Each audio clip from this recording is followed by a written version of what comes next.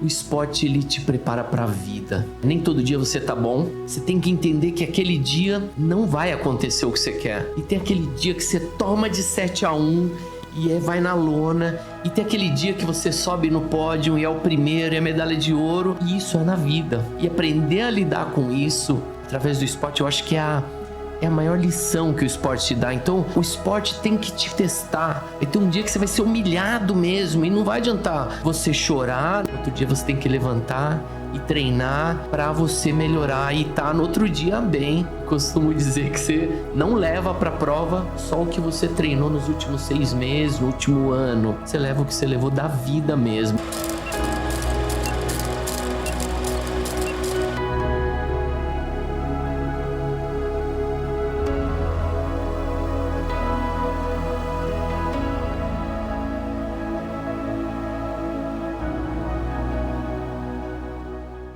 Olá, nossa coluna podcast hoje tem uma pessoa que eu quero sugar todas as informações possíveis e eu já virei fã dele. O olho tá até brilhando.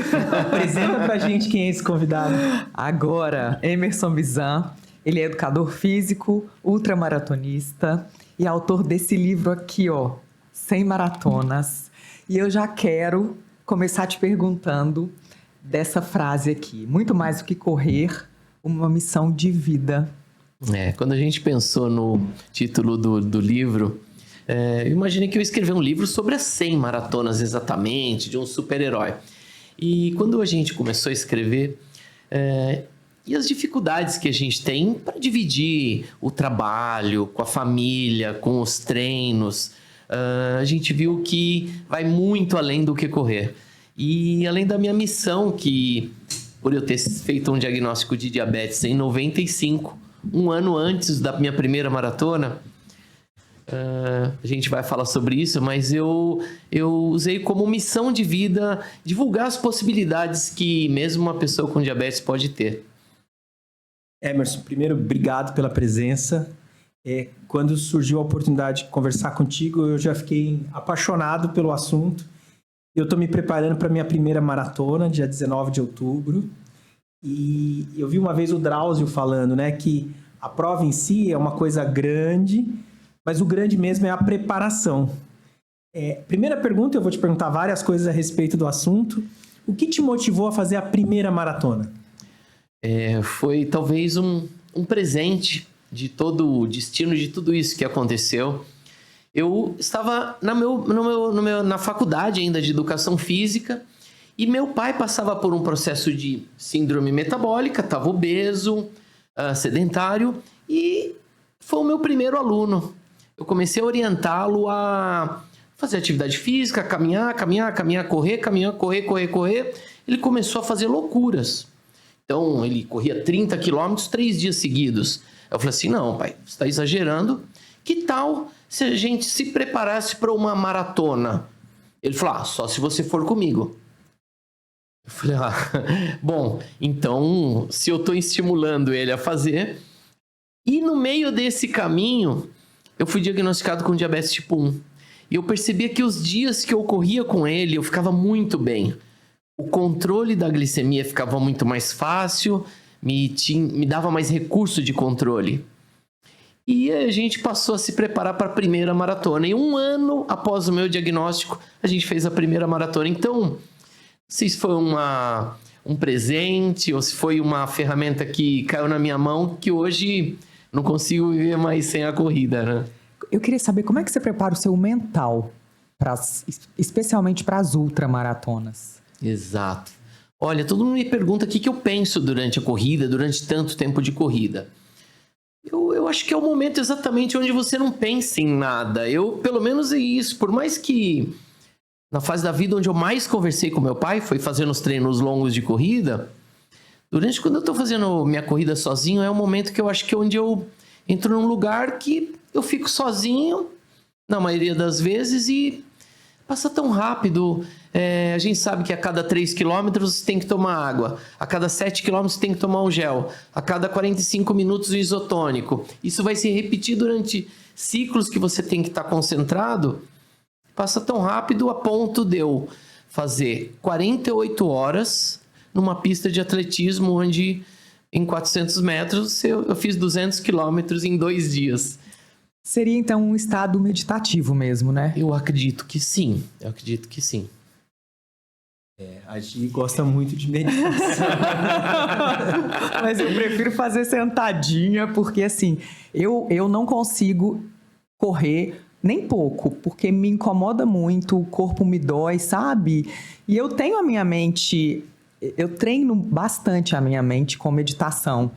E na hora da corrida, por incrível que pareça, eu realmente não consigo. É muito difícil para mim. E por isso que eu fico muito intrigada, assim, como que vocês fazem Eu vejo com as a pessoas na cabeça? academia colocando uma camiseta ou uma toalha em cima do cronômetro para fazer os 10 minutos de aquecimento. Exato. E aí, quando você tá numa corrida, por exemplo, tem uma prova que eu faço sempre na Serra da Mantiqueira, que ela tem 217 quilômetros. Imagina você chegar e falar assim, bom, agora só faltam 100 quilômetros. Então, é difícil, sabe? Eu não consigo entender como que vocês têm tanta força, assim, mental pra correr por 200 quilômetros. Ó, Gi, eu tô num processo de aprendizado. Tô me preparando.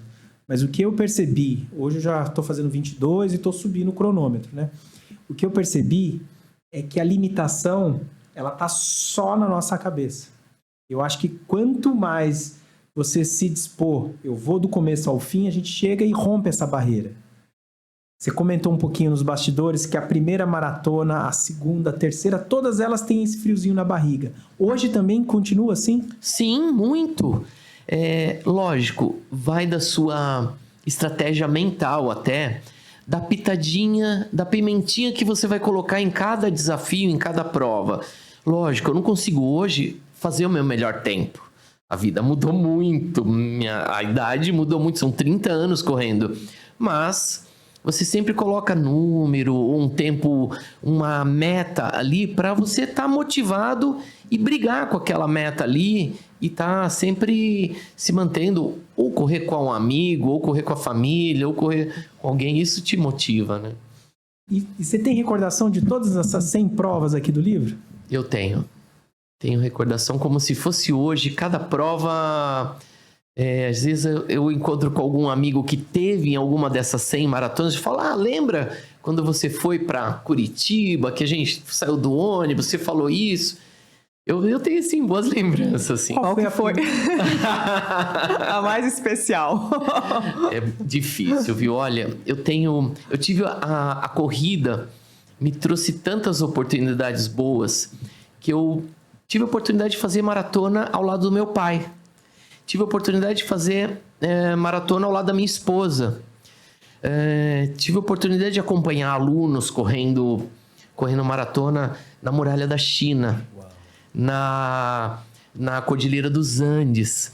Então, cada uma tem uma história, mas é isso, vai de você colocar a motivação nela e acaba que todas são muito especiais.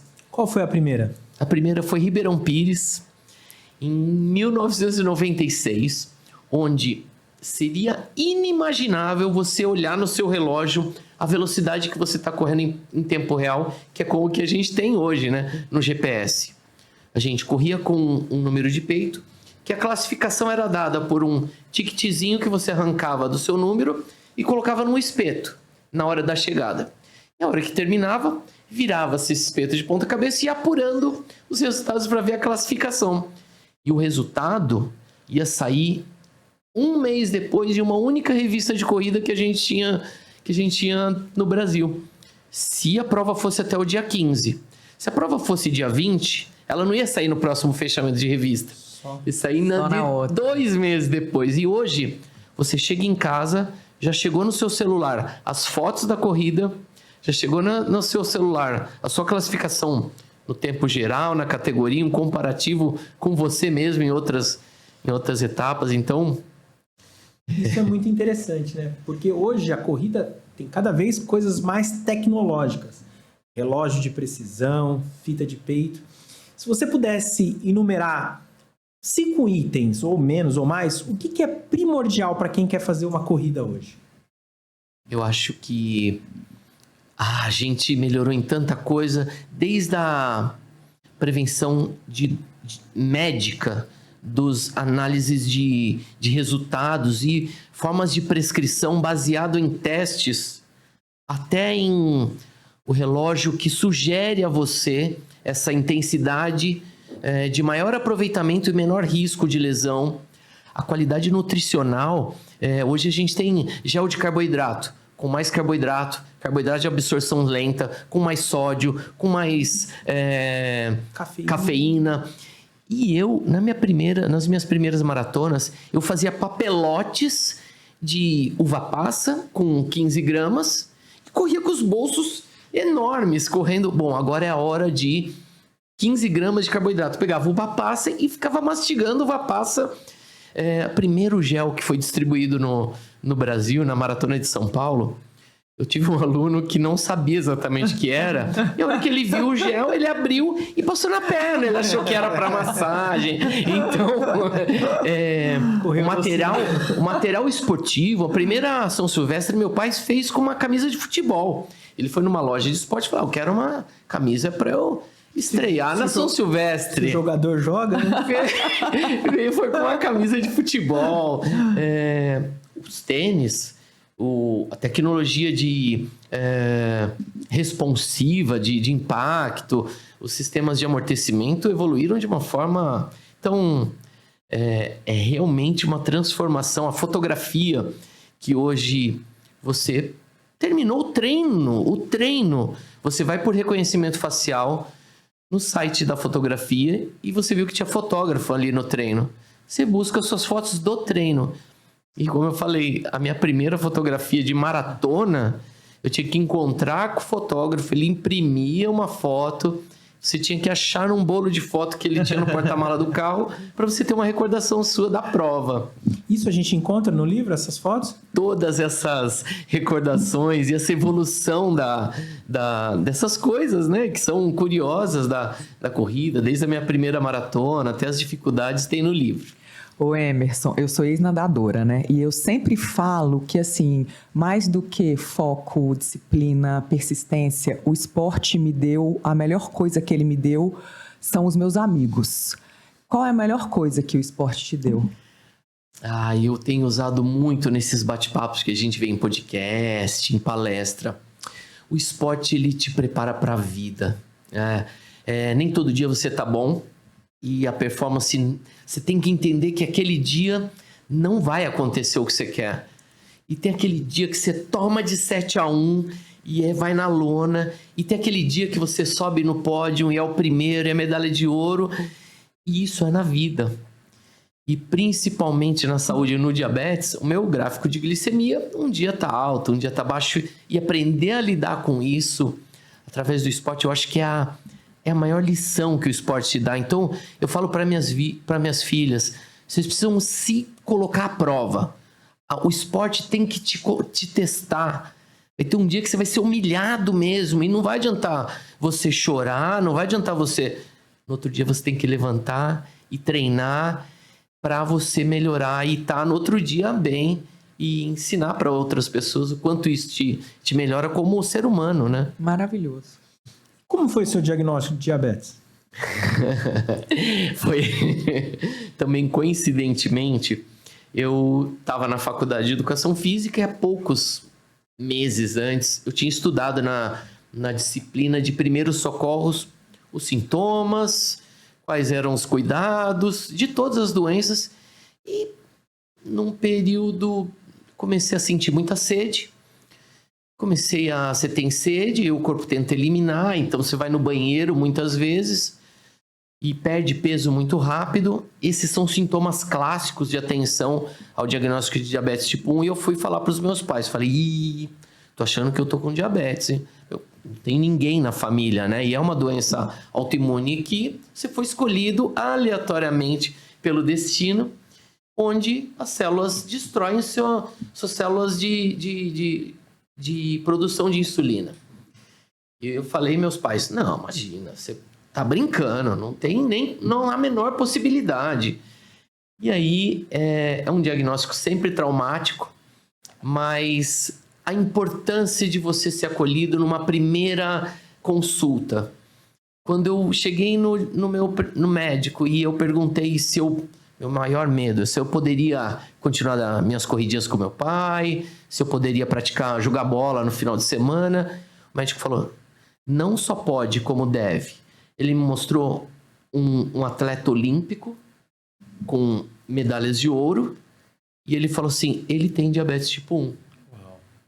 E aí, essa primeira informação, talvez eu saí da minha primeira consulta prometendo para mim que seria o melhor para mim, melhor para minha família e quem sabe um dia ser um atleta olímpico que inspirasse outras pessoas e que desse um norte, principalmente para crianças que são recém-diagnosticadas e por falta de informação não tem uma expectativa até onde elas podem chegar. E quando elas encontram uma pessoa que já fez mais de 100 maratonas, que correu 250 quilômetros no deserto, isso você vê o brilho nos olhos até dos pais de que elas podem ser o que elas quiserem, mesmo tendo uma doença incurável, autoimune, de controle Então, por isso se tornou a minha missão de vida.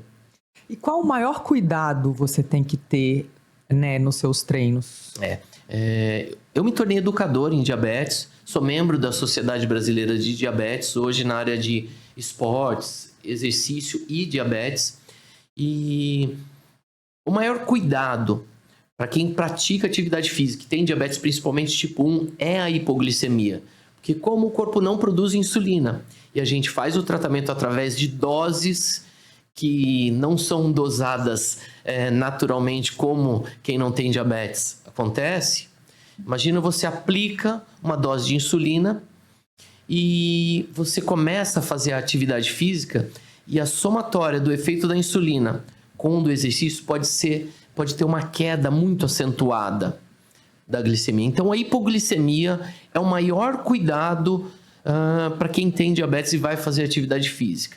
Mas a gente tem um protocolozinho lá na equipe. Se seguir todo esse protocolozinho, tá sempre com carboidrato, que eu costumo dizer lá na equipe, né? Não se sai para fazer 1 quilômetro de caminhada se você não tiver carboidrato para dar a volta ao mundo. Então, minha mochila, meus bolsos são sempre cheio de gel de carboidrato, sachê de mel, glicose pura, para, em caso de uma queda acentuada, você fazer essa que a gente chama de correção da glicemia. E a correção, o controle, o uso do gel, ele é parecido com quem não tem diabetes? É mais estratégico, né? Em caso da hipoglicemia, a gente pode chamar de correção, mas o uso periódico é idêntico ao que os atletas sem diabetes fazem. Eu tenho o meu protocolo a cada 7 quilômetros, ou você tem o seu, que o seu nutricionista vai recomendar a cada 30 a 40 minutos, você vai tomar um sachê de gel, é idêntico. E hoje tem muitas opções no mercado, né? Tem sabores diferentes, é o que você comentou, tudo isso. O mais importante é 2 palavras que você falou. Sim, eu posso. E como embaixador, defensor da patologia, que bom. Se você tem diabetes ou acabou de descobrir o diagnóstico, a gente tem um exemplo aqui de uma pessoa que é um atleta que venceu na vida. Então isso é incrível, incrível. Durante a prova, a gente passa por alguns momentos, né? De euforia, de começo de cansaço. Eu queria ouvir um pouquinho dessa experiência. Olha... Eu posso só te interromper um pouquinho? Sim. Ele, toda vez que tem algum convidado, ele fala que eu fico aqui querendo consulta de convidado. Hoje, o mundo dá volta, né? É isso, tá? Desculpa, Emerson. Não, mas é assim. Eu gosto muito de usar provas como treino. Quanto mais participação em competições você tiver, menos diferente vai ser aquele dia. E a primeira coisa que eu falo para os meus alunos é, não se preocupe.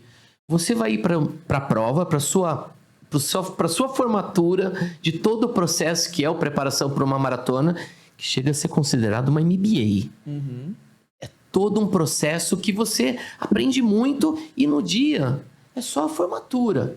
Tá tudo pronto. Eu falo para eles irem como se eles fossem para um treino na USP. Falo, no dia, não se preocupe. Tá nervoso, vai acontecer. O dia que isso não acontecer, acabou a graça. Então, esse frio na barriga é bacana. Mas essa primeira tensão, ela tem que ser quebrada o mais rápido possível. E aí a consciência do ritmo, porque imagina você em pré-prova.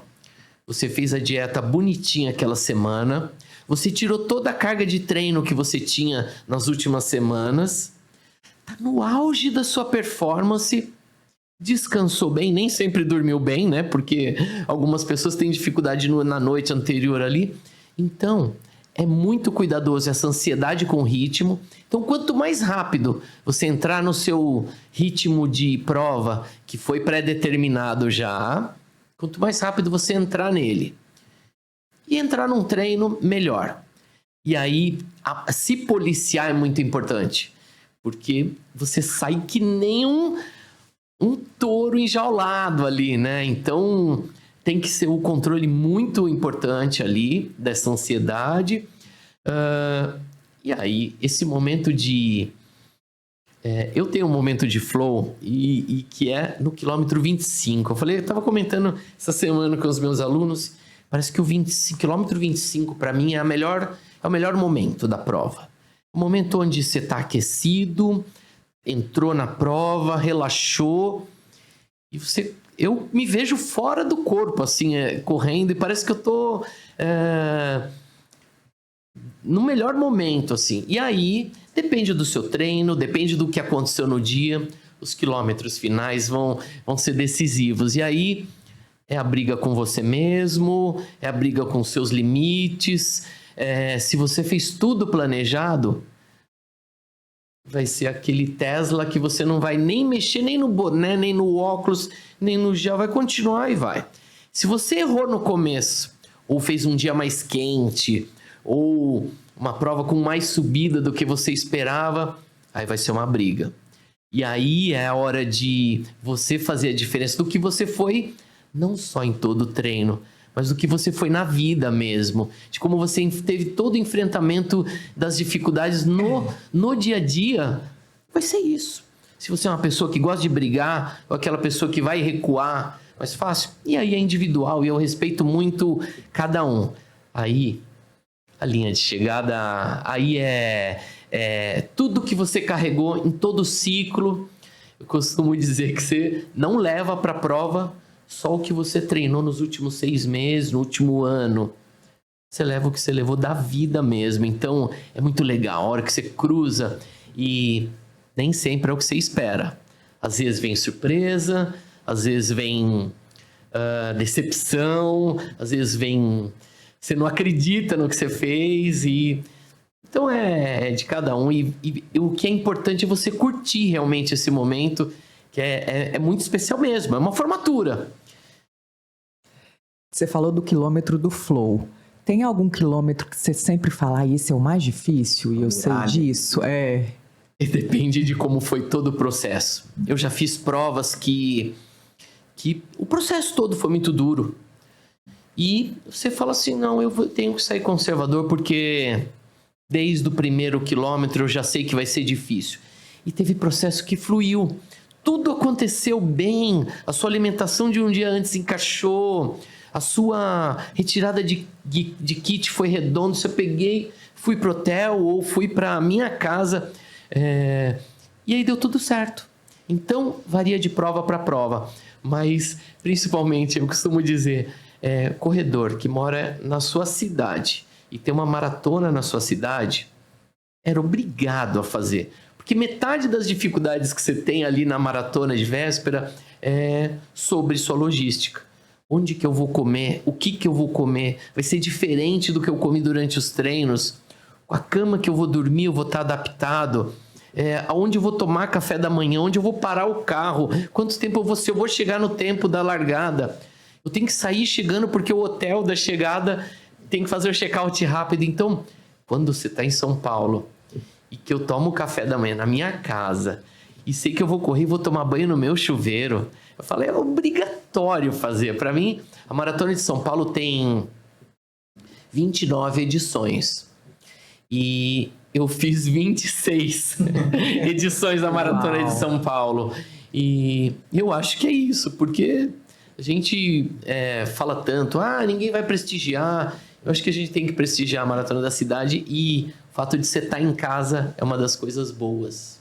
Acho que se você está em casa e nunca pensou em correr, a maratona talvez seja o ápice de uma quilometragem, mas 5, 10, 15, precisa dar o pontapé. E assim, corrida, o que eu percebo? É uma coisa muito democrática. Se você tem um tênis adequado, e a gente não está falando de tênis, né, exorbitantes, tem uma roupa própria e tem orientação, você consegue fazer na cidade que você está viajando a trabalho, do lado de casa, no parque próximo, numa pista de 300, 400 metros.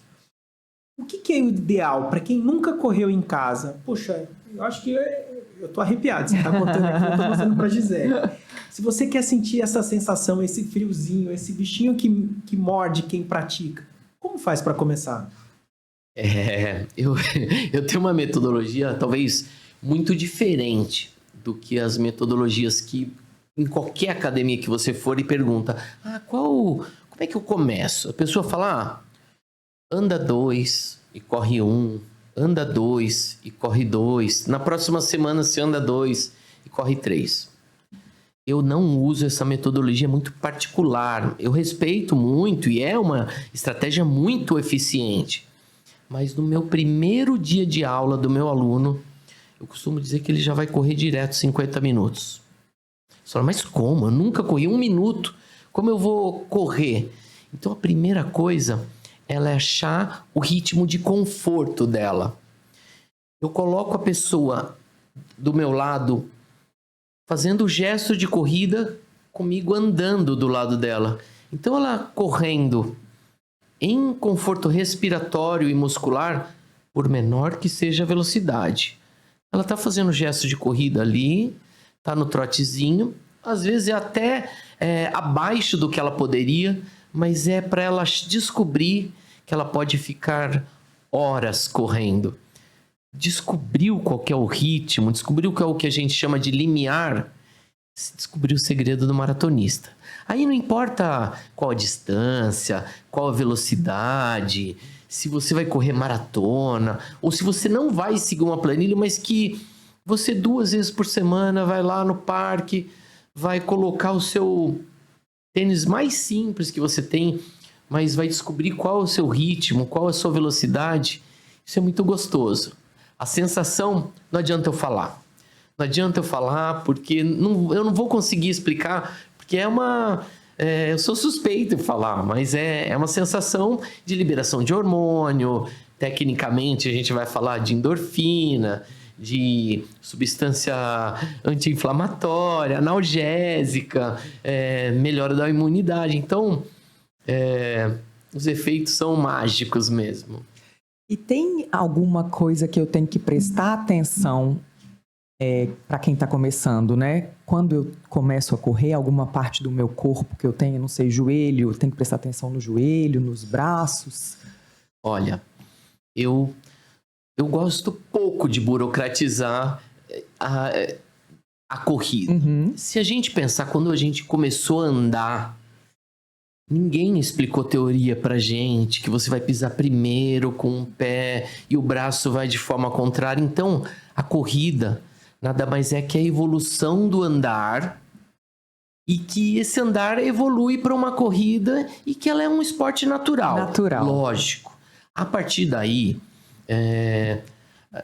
o ser humano criou comodidades e vícios posturais, fragilidades musculares que trouxeram desvio posturais em joelho, em pé, fraqueza de core, de coluna. Então, existem alguns vícios posturais que isso é muito individualizado e que a gente tem que estar atento, mas que a medicina esportiva, a fisioterapia esportiva moderna tem ajudado bastante. Então, o fortalecimento de músculos de quadril, músculos da panturrilha, o que a gente chama de core, que é o centro de gravidade, isso tem ajudado. Mas a corrida é um esporte natural. Então, se falarem para você, sai correndo, você não vai pensar se eu vou respirar pela boca ou se eu vou respirar pelo nariz. Lógico, aí você começa a observar tecnicamente. Quem começou ali, quem quebrou aquela barreira, você vai falando, olha, Hoje se vê melhor você pisando muito mais com o antepé ou no mínimo chapado do que aquele processo que a gente falava que tinha que pisar com o calcanhar e sair com a ponta do pé. Então, a gente pode explicar, mas o natural é o melhor de tudo. E dá para começar e ir aperfeiçoando, né? Sim, quanto mais próximo de profissionais você tiver, pessoas com convivência, melhor. Mas eu costumo dizer que a corrida é um esporte natural, que é uma atividade natural. Né? Quem quer correr e quer essas dicas, como que faz para acessar suas redes sociais? Você tem uma equipe de corrida, não é isso? Sim. É a nova equipe, assessoria esportiva, que você pode procurar por Nova Equipe, ou meu Instagram pessoal, que é Emerson Bizan, ou tem o site do livro, que é o semmaratonas.com.br, que pode me achar. Aqui no livro, quem quer comprar esse livro consegue... Através do site mesmo, pelo semmaratonas.com.br. E aqui você conta as histórias da 100, dá uma pincelada, como é que é? Não foi descrito uma por uma. Durante todo esse processo, a ideia era realmente falar sobre o meu enfrentamento do diagnóstico de diabetes e a corrida. E no meio dessa história, eu corri com meu pai, corri com a minha esposa, corri com um aluno em lugares... E acompanhei histórias muito interessantes de pessoas que estavam estreando em maratona ou pessoas experientes. E tem ali um pouco da minha história de vida e do meu incentivo a pessoas com diabetes a praticar atividade física em si, não só a corrida, né? E fora diabetes, você é um embaixador, existem outras condições também, outras doenças, outras patologias. A corrida ela é democrática, ela traz os seus benefícios. Você consegue listar outros pacientes, outros corredores da equipe que têm outras doenças que praticam a corrida? Você já deve ter percebido isso no seu grupo de treino. É muito comum, numa largada de maratona, tem 10 pessoas que são profissionais. E os outros 99% são pessoas que vieram de obesidade, de hipertensão, de problemas posturais, de dores de coluna que precisavam perder peso para controle da doença da coluna. Teve aluno que veio condenado de condromalácia para mim, e essa é uma das histórias que vai estar no livro, e ele estava condenado. E depois de um processo de perda de peso, fortalecimento, alinhamento postural, ele foi o primeiro ser humano a dobrar a maratona de Nova York. Ele simplesmente foi meia-noite para o Central Park, pegou o caminho contrário, chegou na largada da maratona e largou junto com todo mundo e fez 84 quilômetros. Esse é só um dos exemplos de pessoas que estavam condenadas e não tinham mais expectativa de participar de corrida, de fazer sequer uma meia maratona. E hoje ele dobrou as 6 majors de maratona. Fez ela dobrado todas. Tóquio, Chicago, Londres, Boston. Que legal. Uau. Eu acho que esse nosso podcast é a frase que eu acho que tem que ficar: sim, eu posso, né? Então, a nossa vida, eu acho que para tudo, né? Profissão, relacionamento, você não pode aceitar o sarrafo. Então, acho que você tem que romper as barreiras. Puxa, que legal. Falando propriamente da maratona, de um ciclo de treino, quando é o tempo hábil para falar assim, não, eu já pratico um pouquinho de atividade física, eu quero me preparar com segurança para completar uma prova. Quanto tempo eu tenho que... Então vamos lá. Pouquinho de atividade física. 1 ano é legal. Perfeito. Já corro, dou minhas corridinhas, jogo futebol, faço crossfit e faço ginástica. Sempre fiz academia. De 12 a 16 semanas é o ciclo específico ali. Depois de um período de base, se você é fortalecido, não tem nenhuma patologia que vai ter que controlar antes de entrar no ciclo, 16 semanas, vamos colocar que é o bacana, assim. Você corre todo dia? Não. A gente vive numa cidade em que você divide o seu tempo com o fortalecimento, minhas aulas, o meu trabalho, a minha família, a minha assessoria esportiva, os alunos de personal, o controle do diabetes. Então, eu tenho ali 3 a 4 vezes por semana. Muitas vezes é com alunos, que eu vou dar aula para os alunos, então eu vou correr com ele, eu saio de lá e vou para casa.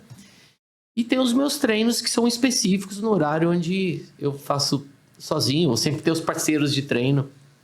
E aqui em São Paulo, dicas para quem está em casa. Onde é um bom lugar para correr? Quais são os parques? Quais são os melhores roteiros? Olha, a cidade universitária, eu vou te falar que eu não sei se tem outro lugar no mundo com essa concentração de corredores que tem acontecido na USP. A gente tem visto, eu acredito que 15 mil pessoas todos os sábados na USP. Ah, mas amanhã vai ter a maratona da cidade, junto com a corrida da Zona Leste, junto com a corrida de Interlagos. 15 mil pessoas. Lotado. Parece uma corrida na cidade universitária aos sábados. Mas a gente viu uma opção muito boa durante a pandemia, que foi o Parque Linear do Bruno Covas, beirando a Marginal Tietê, os circuitos menores com o Parque do Ibirapuera, Parque do Povo. Na Zona Leste a gente está com uma pista incrível no Parque Serete, uma pista de atletismo no Pacaembu. A gente tem bastante opção, mas não é tão acessível assim, né? A gente tem carência de lugar e por isso a gente está com o sábado USP congestionado. Você já correu lá? Eu fui sábado, fiz um treino um pouco maior, deu 16 quilômetros. E o que eu achei interessante é assim, é fácil de parar o carro, você tem muitas opções e você tem vários trechos. Você quer correr na sombra, tem sombra. Você quer pegar subida, tem subida. É incrível, eu acho que... É a nossa praia. É impressionante. A gente pode falar do convite que você recebeu? Pode. Pode. Quer contar muito pra legal. gente? Sim. Fiquei muito... reconheci como zerar a vida, né? Que a gente fala. Que eu tinha dúvida se eu ia para a Maratona do Rio ou não. E eu tinha dúvida da data, tudo. E aí minha filha tem 20 anos e vai estrear na meia maratona, né? E uma das possibilidades seria dela estrear na meia maratona do Rio, eu correr com ela a meia maratona e no domingo fazer a maratona. Mas a gente tinha dúvida, o processo de inscrição é muito concorrido. E aí veio um convite da Bienal do Livro do Rio de Janeiro, que vai ser no mesmo final de semana da maratona. Então, eu vou ter 2 horas de autógrafo do livro lá na Bienal. E a gente está fazendo uma campanha para chamar todo mundo que tem diabetes e pratica atividade física, ou que quer me conhecer, ou quer ouvir histórias sobre as 100 maratonas e como vai ser a Maratona do Rio lá, no final de semana, na sexta-feira, dia 18 ou 19 de junho, na Bienal do Rio de Janeiro. Eu vou estar com o stand das 5 às 7, autografando o livro lá. Muito legal. É muito legal. Eu tô apaixonado. Acho que esse podcast vai ter 5 horas. Quando a gente fala em maratona no Brasil, quais foram as provas que você já fez e quais são as opções que a gente tem? Posso dizer que, como a gente estava falando aqui, São Paulo é a maratona que eu considero a que eu mais fiz. É a sua, né? Tem que ter teu nome em 26 casa, já. Porque tá em casa. A SP City, que é uma nova versão da maratona que tem na cidade. Ela é organizada pela Iguana. Foi onde eu fiz minha 100ª maratona e foi o último capítulo do livro, né? Onde eu chamei todos os meus amigos e todo mundo que participou dessa história. Fiz uma camiseta especial. Corria 7 minutos por quilômetro para tentar agrupar num pelotão ali o maior número de amigos que queriam correr comigo ali. Então foi uma grande festa, foi muito legal. Mas a gente tem como menina dos olhos para quem quer performance sempre Porto Alegre, por uma temperatura amena, por uma organização favorável, um percurso plano. Eu tenho o meu melhor tempo em Blumenau. É uma maratona que voltou à edição, mas que passou um tempo sem existir. Florianópolis está com uma maratona muito bacana, uma maratona muito bonita e muito rápida também. A gente fala mais da região sul, porque um dos critérios para a gente melhorar a performance é a temperatura favorável. Então, as maratonas do sul a gente acaba falando mais, mas Sorocaba acabou criando uma maratona completamente plana, com horário bem cedo, que também favorece isso. E aí a gente tem no Brasil inteiro a Maratona Monumental de Brasília, a gente tem a Maratona de Vitória, a gente tem um atleta que é o Nilson Lima, com mais de 300 provas no seu currículo, e criou a Maratona de Uberlândia, que é a Maratona Nilson Lima, e teve no mês de maio, e também é uma maratona muito festiva. Rio de Janeiro eu considero uma das maratonas mais bonitas do mundo, comparadas a grandes maratonas do mundo. Tem BH? Tem um apelo. Tem BH, mas não é uma maratona tradicional ainda. Muito morro também, muito né? subida, mas, por exemplo, Curitiba é uma maratona, é uma cidade com bastante subida. E tem uma maratona muito tradicional. Embora ela não seja favorável para tempo, ela é muito festiva. É uma maratona onde a organização é perfeita, a data é mais pro final do ano, que nem sempre é favorável, nem temperatura, mas acaba sendo festiva. É uma maratona que eu gosto bastante também. Salvador tá com uma maratona bacana. Fui para uma maratona muito exótica, que é em Manaus também, com largada às 4h30 da manhã, já umidade altíssima, mas não deixa de ser desafiador. Muitas vezes a gente quer desafio mesmo, mas é uma maratona que está com excelência na organização também. Acho que no Brasil são essas. Não, hoje, em 2005, eu fiz todas as maratonas do Brasil, num único ano. Quantas são? 7 na época. Hoje, se você quiser ir em todos os finais de semana para mais de uma, você tem opção. Uau. Mas na época eram 7 maratonas. Eu vou fazer a minha formatura em Amsterdã, dia 19 de outubro. Você comentou que essa prova também é uma prova muito bonita, baixa altimetria. Dentro do desafio da corrida, a gente tem vários numa maratona. O que é o mais difícil? A temperatura, a altimetria, a chuva, vento? O que você considera isso? 75% da energia que a gente gasta é para equilíbrio de temperatura. Então, se você vai para uma cidade que está a 10 a 18 graus, onde você não vai sofrer com tanto frio, mas que ela te ajuda a equilibrar a temperatura, o seu gasto energético, você vai poder enfatizar muito mais na mecânica, na força, na velocidade. Então, a temperatura é um elemento muito crucial para um resultado em maratona. Agora, a altimetria do percurso, onde a gente fala, quanto mais plano, melhor. É um tapete. Então, por isso as majors, os recordes são batidos em Londres, Chicago, Berlim, Roterdã, Amsterdã. Qual que você acha que vai ser o seu maior desafio? Completar a prova, assim, como eu nunca completei, então eu acho que eu fiz uma meia agora no treino, eu falei, puxa, eu tenho que dobrar essa quilometragem, né? Então, acho que o maior desafio é manter o foco. Assim, a minha jornada de trabalho eu não mudei, então continuo trabalhando, operando, fazendo as coisas direitinho, mas melhorei meu sono, melhorei a minha alimentação. Então, eu acho que o desafio é correr os 42 e aproveitar todo o percurso, né? E falando em equipamento um pouquinho, sobre os tênis. Um corredor acaba tendo uma quilometragem de tênis. Hoje em dia, com essa tecnologia, qual que é o recomendado para quem está em casa? Tanto para conhecer qual é o melhor tênis, porque a gente tem diversos modelos, diversas marcas. Qual seria a melhor ideia para começar e quanto tempo usar esse tênis? A gente sempre falou em um drop de amortecimento mais alto para amortecer. Hoje não se fala mais em drop, que é o calcanhar alto e uma plataforma de amortecimento. Todos os sistemas de amortecimento da história do tênis eram em calcanhar.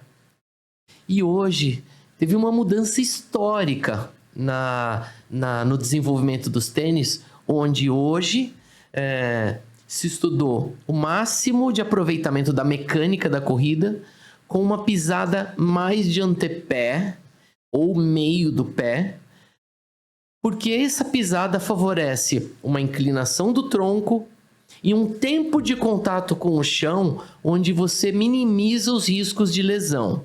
Mas eu sou um corredor que corro ainda com calcanhar ou no máximo mais chapado.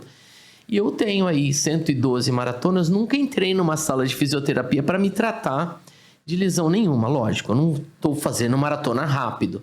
Mas é muito curioso isso, né? A escolha de um tênis hoje vai desde um tênis que pesa 100 gramas, eu vi ontem numa loja, 100 e poucos gramas, até um tênis mais robusto, com plataforma de quase mais de 5 centímetros para aumentar o amortecimento. Então, vai depender da sua adaptação mesmo, do seu peso, sua rodagem semanal e até da sua adaptação, formato de pé.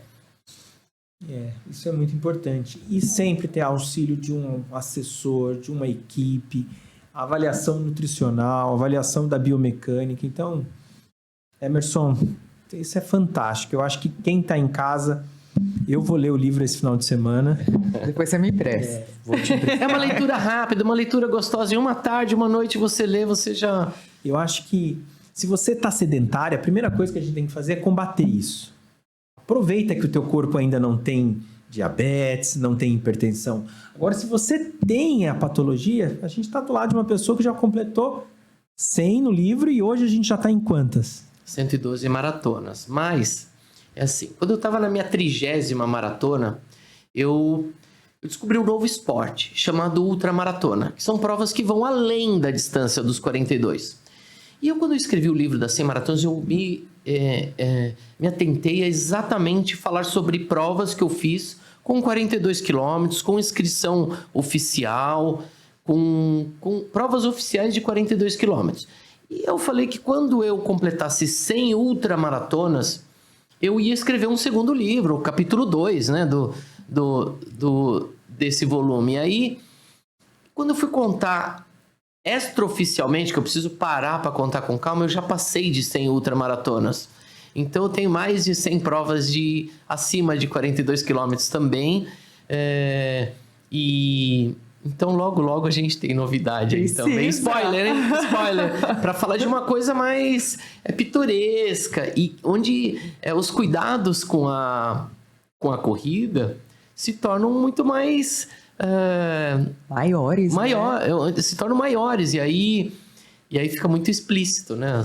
Cada cuidado. Dessas corridas todas, tem algum episódio, alguma coisa engraçada, alguma coisa inusitada que você presenciou? Com certeza sim. Alguma coisa que não pode deixar de ser falado no podcast. Ele não pode falar. Eu acho que o caso do gel, né? Onde o meu aluno que não conhecia o gel e que abriu, não sabia nem para que servia, ele passou na perna. E ao mesmo tempo que em uma maratona internacional se dava um palitinho com vaselina, e esse personagem não sabia que era para passar na perna, ele comeu a vaselina. Então essas são duas histórias. Você imagina, quem é corredor sabe que vai para um treino, você vai para um treino, a gente acaba criando histórias e contando histórias. Imagina em 100 histórias como que pode acontecer, não só nas provas, né? Nos treinos. Em alguma dessas provas, você chegou a desistir da prova? Sim. Em 2009, na Maratona de São Paulo mesmo, eu tinha feito no sábado a prova que vai de Bertioga a Maresias, que é de 75 quilômetros, e eu peguei o carro, voltei para São Paulo e eu estava inscrito no dia seguinte na Maratona de São Paulo. Mas eu quis fazer porque é a maratona em casa, né? Então, bonitão, né? Cheguei, tomei um banho, dormi, no outro dia acordei e fui para a largada da maratona. Mas aí, talvez em 2009, tenha faltado uma experiência, dosagem em uma estratégia de recuperação. E eu fui para a prova e corri até a meia e falei assim, não, para mim deu, não estava conseguindo mais repor energia, a alimentação não estava legal e eu parei nessa prova, mas Isso é uma coisa que a gente tem que encarar cada vez mais com naturalidade, né? O respeito aos limites, e pode acontecer, isso é multifatorial. Então, quando você vai para uma corrida, lógico que você se cercar de todos os cuidados, da alimentação, da musculatura, mas pode acontecer acidente, pode acontecer você chegar realmente no seu limite, falar, é quebrar que a gente fala, né? Ser errado, dosagem de velocidade, você respeitar seu corpo sem problema nenhum. Isso é muito importante, realmente, a gente ter essa consciência, né, do nosso limite. Gi, Maravilhoso. hoje eu não tenho vergonha de falar que eu tietei e virei um paciente aqui do Imagina. Conselho. Falta 20 e poucas semanas. Qual é a dica que você pode me dar para lá? Deixar o mais natural possível. Deixar o mais natural possível. Ir para a prova como você fosse para o seu melhor lugar de treino. Então, quando você estiver colocando o seu número de peito, estiver curtindo todo o processo, que é muito bacana você dividir com os seus amigos, com quem te apoiou, tá ali no dia da prova pensando em todo mundo que fez aquilo, vamos fazer o final do treino comigo, ou aquela pessoa que mandou mensagem, bom treino amanhã. Pensar em todas essas pessoas que no dia você vai carregar elas com você e vai se sentir agradecendo por todo esse apoio. A gente sabe que precisa de treinar para maratona, você precisa se ausentar muitas vezes.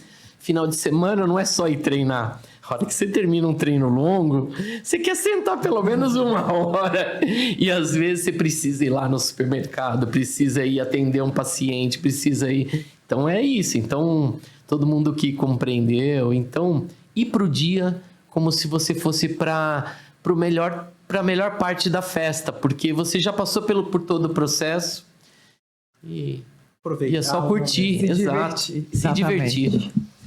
Pessoal, quem gostou desse bate-papo e quer acessar e ter informações, detalhes, Bienal do Rio de Janeiro vai ter uma noite de autógrafo. Isso. E vamos acessar e comprar esse livro para passar essa história para frente, né? Sentir essa emoção que a gente está sentindo aqui. Fala mais uma vez pra gente o seu Instagram. Pode ser no meu mesmo, no Emerson Bizan, ou no da assessoria esportiva, que é o da nova equipe, ou no site www.semmaratonas.com.br, que lá tem aí todas as redes, todos os contatos. E fico à disposição para quem quiser alguma curiosidade, quiser saber sobre corrida. Eu gosto pouco de falar disso. E tem pouca experiência. Gi, e aí? Não, sensacional. Que aula, que história. Muito legal. Emerson, obrigado de coração ter nessa correria de atendimento, de assessoria, de trabalho, de se disponibilizar e vir aqui no espaço nosso. Vou usar você como inspiração, vou ler o livro e pode ter certeza que eu vou te mandar mensagem para pedir dicas aí e orientações. Estou nesse processo. Muito obrigado por ter. Vai dar tudo certo. É só acreditar e curtir bastante todo o processo, porque é muito bacana, é muito, como eu falei no começo, te leva muitas lições para a vida mesmo. Uma coisa que eu acho muito interessante é que toda vez que você vai fazer uma prova de rua, seja qual quilometragem, quando você chega e tem alguém da família que não corre, a primeira coisa vai perguntar que posição que você ficou, né? Isso é muito comum. Então, o nosso bate-papo hoje não é para falar de posição. Quando você sai para se desafiar, não importa o quê, você está lutando contra você mesmo. Vencer o seu cansaço, vencer suas marcas pessoais. Não fique parado. Vida é vida em movimento. O nosso corpo precisa disso. Então, quem gostou desse bate-papo, quem percebeu a energia que teve essa conversa, vamos passar para frente, vamos dividir, vamos incentivar e vamos motivar o maior número de pessoas. Gi. Isso aí, José. Obrigado. Tamo junto. Bora para a próxima? Bora. Nossa coluna se despede. Esse papo foi incrível. Até a próxima conversa. Tamo junto.